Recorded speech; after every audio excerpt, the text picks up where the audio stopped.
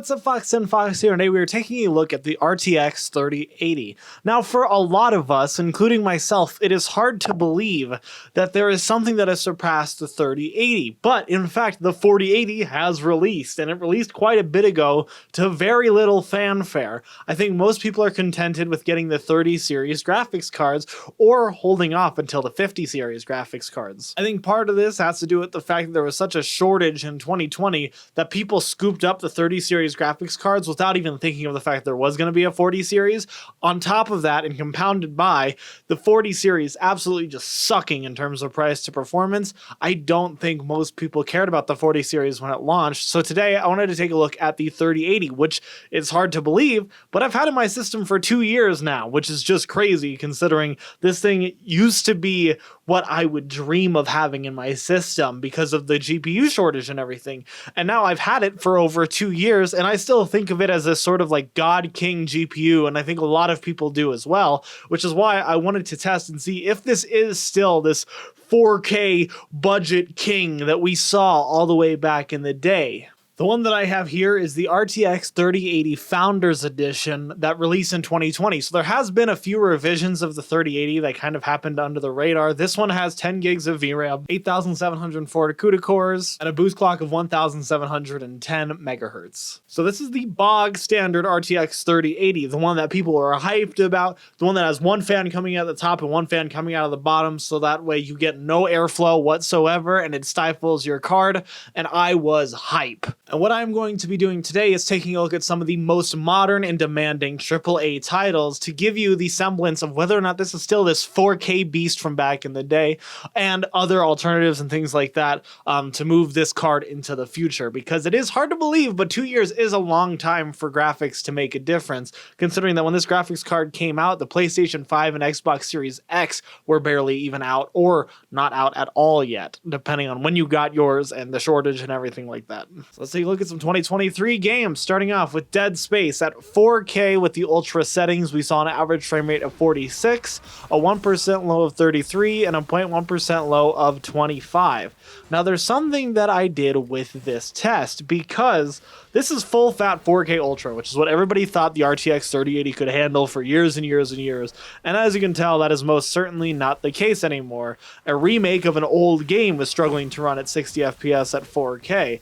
That's okay though, because within the 2 years that I've had this graphics card, DLSS has made an absolutely massive improvement. And if we switch over to Dead Space at quote unquote 4K with DLSS set to auto and still the ultra settings, we saw an average frame rate almost double to 85 FPS with a 1% low of 58 and a 0.1% low of 44. DLSS is an absolute godsend when it comes to making this graphics card still shine in the 4K tier. Now, I personally play at 3440 by 1440, but I still also use DLSS because of how much the performance uplift gains in terms of frame rate.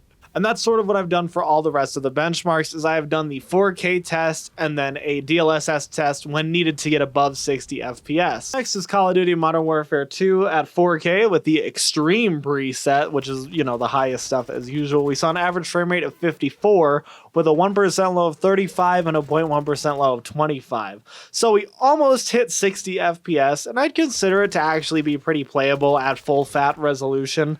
But if you do want to, you can set it to just DLSS ultra quality and get above 60 FPS with the Extreme preset. So you get 73 FPS with a 1% low of 20 and a 0.1% low of 9. So there was more stutter here and there, which I don't know why. Modern Warfare 2 has trouble with shaders and stuff like that. So I would say overall, you're going to get a smooth experience, and just regard those 1% and 0.1% low frame rates with a grain of salt. The average frame rate shows that this is a very good experience, and for some reason, Modern Warfare 2 likes to stutter quite a lot at random inconveniences. But with that said, you're more than able to play this game at 4K with the DLSS ultra quality and get above 60 FPS. And last but not least is a game I didn't even have to benchmark with the DLSS mode on, because with DLSS off, Returnal at 4K with the ultra settings ran with an average frame rate of 147 with a 1% low of 81 and a 0.1% low of 40. Now, I shouldn't be as surprised about this as I was initially, because this is a PlayStation 5 game that runs at 60 FPS. But I was still impressed to see that pushing this game to the absolute highest still gives you a bunch of frames, considering most TVs or 4K monitors are running at 60 hertz. You're gonna have no issues whatsoever. Now, I will say, anybody else think this game doesn't look like it's in 4K? I don't understand what the issue is. I checked 100 different times to make sure that I was looking at a 4K image, and everything said that it was at 4K, but it still looks like a pixely mess to me. So if I did something wrong in this benchmark, let me know, because this looks like it was recorded at about 4 pixels, but I also thought that maybe that's just, day one glitches and stuff like that when it comes to this game.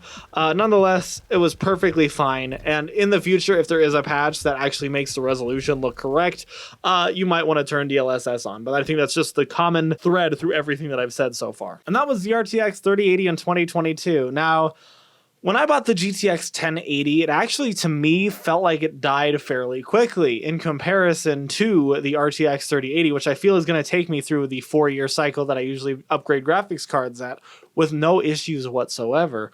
And looking back at this, one of the things that I was thinking of getting for myself as a treat was a 4090, but looking at these results, there's no need. I can play games at full fat 4K with DLSS on at above 60 FPS. In some games, especially older games, you don't even have to turn on DLSS. You can have a fantastic time just with full fat 4K, which I was very surprised by, and I really, really like the 3080. I think it's held up really well, and I still recommend you buy it over a 4080 or a 4070 Ti, just because I think price to performance, especially on the used market, is going to be a lot better. I will say, if you can get your hands on a 12 gig 3080 as opposed to a 10 gig 3080 for a slight price bump, I think that might be worth it, although I don't think VRAM is typically the limiting factor when it comes to the 3080.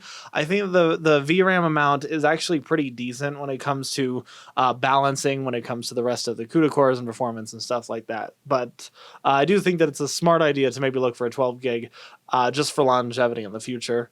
Otherwise, the 3080 still holds very strong, and I highly recommend it, especially on the used market when some of the prices are really, really good right now.